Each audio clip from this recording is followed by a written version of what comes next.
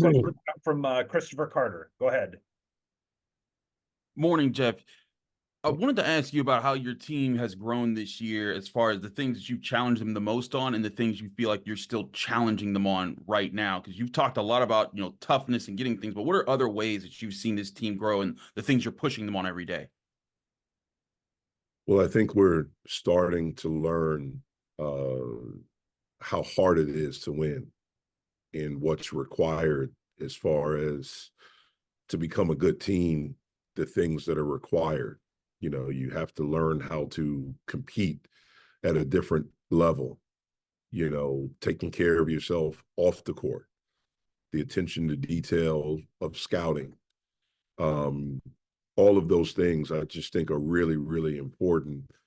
And our guys are doing a better job of learning how to do those things more consistently and learning how to play harder more consistently. We'll go next to Jim Hammond. Go ahead, Jim. Jeff, obviously Ish has been playing pretty well the past 5 games, but one thing I've noticed is he kind of hits shots whenever you guys are going through droughts or really need a shot.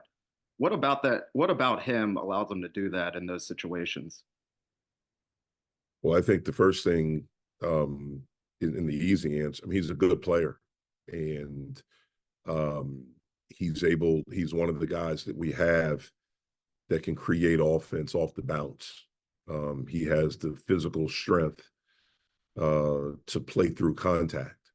And he can be shifty with handling and, bumping you off and being able to get to spots. He's also a guy that's able to draw fouls, and he's been a really good free throw shooter. But I think it's the simple answer and the easy answer is he's a good player, and he's just been able to make plays for us.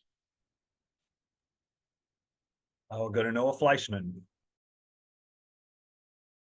Hey, Coach, when you look at NC State on film, what sticks out to you just about them when you see them on film? I think the first thing that really sticks out and stands out is the joy they seem to have playing with each other. It looks like, again, on film, that Kevin has a really good group that he really likes, and they really like each other. That's the first thing. Obviously, the talent stands out, with Horn, with Morcell, with Burns. Really all of those guys. They're a very athletic team. They play really hard. They pressure you defensively. They push it in transition. They usually have at least 3, a lot of times 4 guys out there that can break you down off the bounce. So that can be difficult to defend. And so I just think they're a really good team. They're playing very, very well right now. And again, it looks like a team that has joy in playing with each other. Luke DeCock, you're up next. Go ahead, sir. Hey, Jeff. Good morning. Obviously, there was some major changes to sort of the block charge rule and the secondary defender and how that was going to be called this year. Haven't heard a ton of people complaining about it, at least not as much as I thought I would. How do you feel about how that's been implemented? And did you have to change anything about the way you teach defense or the way you attack secondary defenders on offense?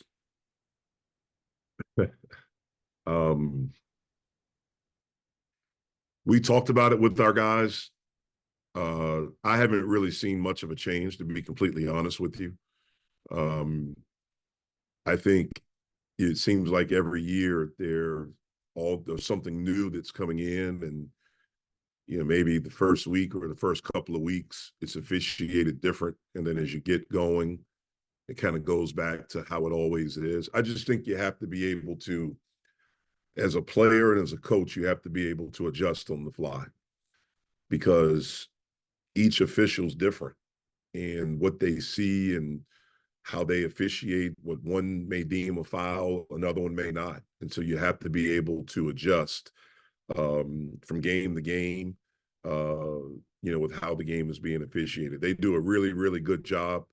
The thing that I like about the officials in our league, at least with me, they've been easy to talk to during the game. Like, you can talk to them and ask questions and, get, an explanation. And then I'm able to go back and talk to my team about certain things. And so that's something that I appreciate, that we are able to do that with the guys in our league.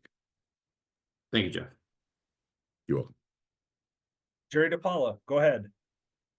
Jeff, my question is kind of an attempt to get into the mind of a coach. Saturday night, very late, you guys are up 16, and there was a timeout, and you're in a huddle, coaching these guys, and very animated, just as hard as if it was tied in triple overtime. In this situation, do you not really concern yourself with the score, but the point you're trying to get across?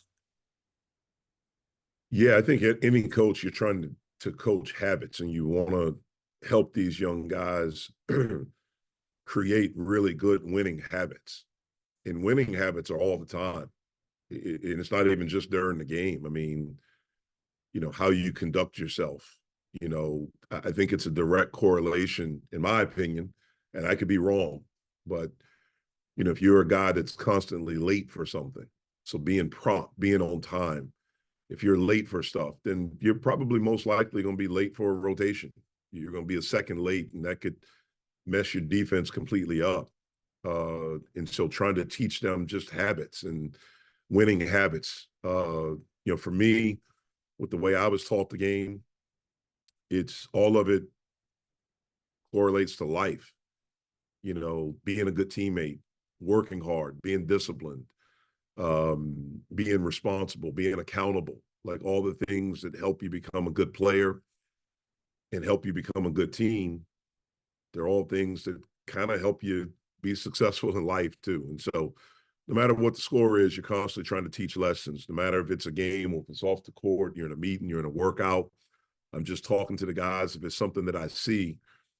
And I think all coaches are like this. I know the guys in our league are. If it's something that you see that you think can be a lesson to help these guys get better, both on and off the court, then it's our responsibility as coaches and the leaders to do that. Corey Smith, go ahead. Jeff, I wanted to ask you really quickly about NC State inserting Michael O'Connell recently into the starting lineup. He's a guy that's changed the offense a little bit for them over the last few games. Wanted to get your take on what you've seen from them once he's inserted into the lineup at that, being that more traditional point guard for them. Yeah, well, it frees Horn up to score more, and just to concentrate on that. And even with that, that helps him be an even better playmaker, Horn. Because he doesn't have to have primary ball handling responsibilities. I think it's made him faster. O'Connell's a tough kid, man. He's tough. He's competitive. He's smart, both offensively and defensively.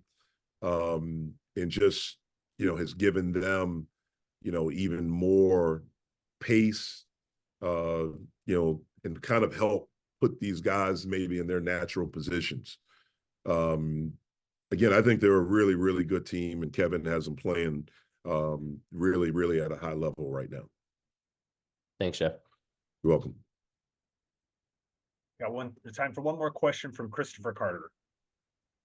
Jeff, when you look at bracketologies from guys like Joe Lunardi and conversations about the ACC, there's a lot of people that only have Duke and North Carolina from your league, and even not even including teams like Virginia. What more can the ACC do at this stage, where all your opponents are just other ACC teams, to show this league deserves more teams in the tournament?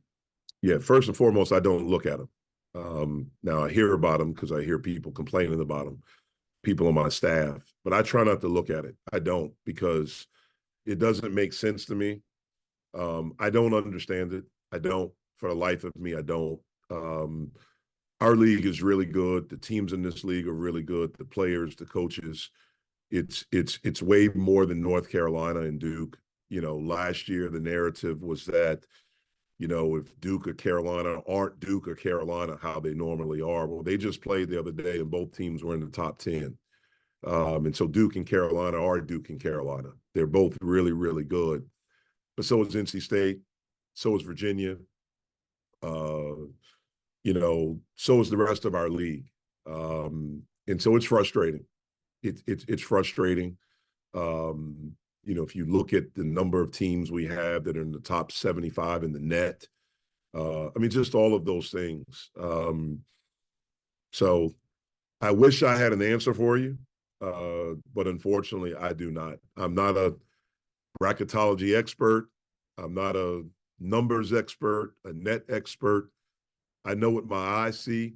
It's frustrating that a lot of people sit behind a computer and look at numbers, and that's the metrics they come up with. And maybe some of these other teams and other conferences have figured out how to game the system and to manipulate the numbers.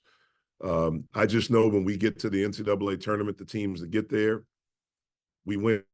We win at a very, very high level. Our league does. We played last year a team from the Big 12 that was really good, and we beat them pretty handedly. And we barely got in the tournament from what the numbers say. You know, we played a team from the SEC that was a pretty good team. We beat them. And we beat both of those teams without our starting center last year. You look at, you know, what Miami did in the tournament. I mean, so we get there, we perform, you know, we do well, but every year it's like this same thing over and over. You know, maybe we need one of the coaches to, you know, call some of these bracketology experts out. I mean, I don't know. I really don't know. I wish I had an answer. I'm talking too long. I'm taking up whoever's next. So I'll let everyone go and let the experts figure it out. Thank you, Jeff. Welcome. Yeah, thank you. Appreciate the time.